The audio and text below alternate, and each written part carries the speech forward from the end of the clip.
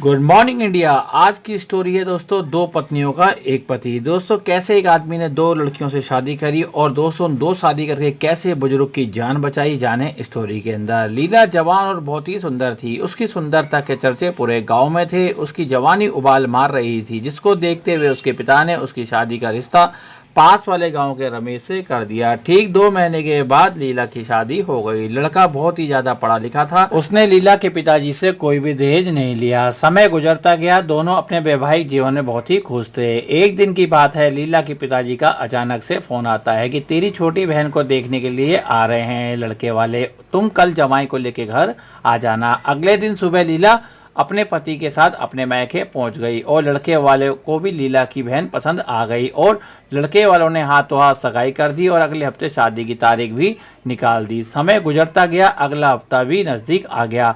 शादी का माहौल था, बाराती आने लग गए, बैंड बाजा बजने लग गया, गाना बजाना शुरू हो गया। दूल्हा भी घोड़ी पे सामने से आ रहा था। यह देख के लीला का पति, लीला के पिताजी सब लोग खुश हो गए। अब फेरे का टाइम आ चुका था।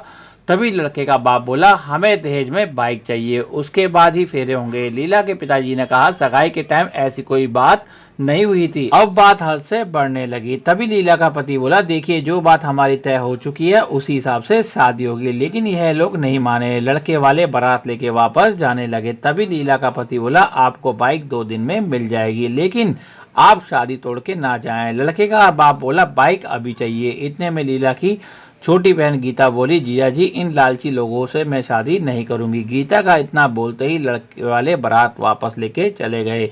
इधर लीला के पिताजी को हार्ट अटैक पड़ गया और वह बेहोश हो गए। बारात का सारा माहौल बिगड़ चुका था, लेकिन बारात में गांव का एक डॉक्टर भी आया था। उसने लीला के पिताजी को जल्दी से चारपाई पे लिटाया और कुछ जड़ी बूटी दी और जिससे उनको थोड़ा आराम मिला। लेकिन लीला के पिताजी सदमे से बाहर नहीं आ पा रहे थे। वह जोर जोर से रोने लगे और बोले, अब मेरी बेटी से कौन शादी करेगा, पूरी बरादरी में मेरी थू थू हो गई। यह बात बोलते ही वह फिर बेहोश हो गए।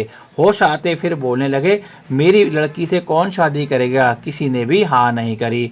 अब लीला के पिताजी की मरने जैसी हालत हो गई। तभी लीला का पति रमेश आगे आके बोला, आप चिंता मत कीजिए, मैं आपकी छोटी बेटी से शादी करने को तैयार हूँ, अगर आपकी बड़ी बेटी लीला को कोई आपत्ति ना हो तो। तभी लीला बोल पड़ी, मुझे कोई आपत्ति नहीं है, मेरी बहन का घर संसार और मेरे पिताजी की इज्जत बची रहे। और सबसे बड़ी खुशी की बात है, मेरी छोटी बहन मेरे पास ही आ रही है। यह बात सुनते ही लीला के पिताजी खुश हो गए और दोनों की शादी करा दी। तीनों लोग अपने वैवाहिक जीवन में बहुत ही खुश हैं। आज की कहानी से सीख हमें कभी लोभी लालचियों को यहाँ अपनी बेटी का रिश्ता नहीं जोड़ना चाहिए, नहीं तो यह जिंदगी भर आपको तंग करेंगे। हम सबको यह समझना चाहिए, किसी ने अगर अपनी बेटी हमें दी है तो अपने जीवन की एक बड़ी पूंजी आपको दे दी है। इससे बड़ा दान और क्या हो सकता है। बेटी अपने घर में भी है, यह सोच के सामने वाले के साथ व्यवहार करें। दोस्तों अगर आज की कहानी आपको अच्छी लगी हो तो लाइक कर देना, चैनल को सब्सक्राइब कर देना और बेल आइकन को क्लिक कर देना, जिससे मेरा हौसला बढ़े। नेक्स्ट टाइम मैं आपके लिए और भी मनोरंजन कहानियाँ ला सकूं, जिससे मेरा मनोबल बढ़े और साथ में आपका दिन भी शुभ रहे।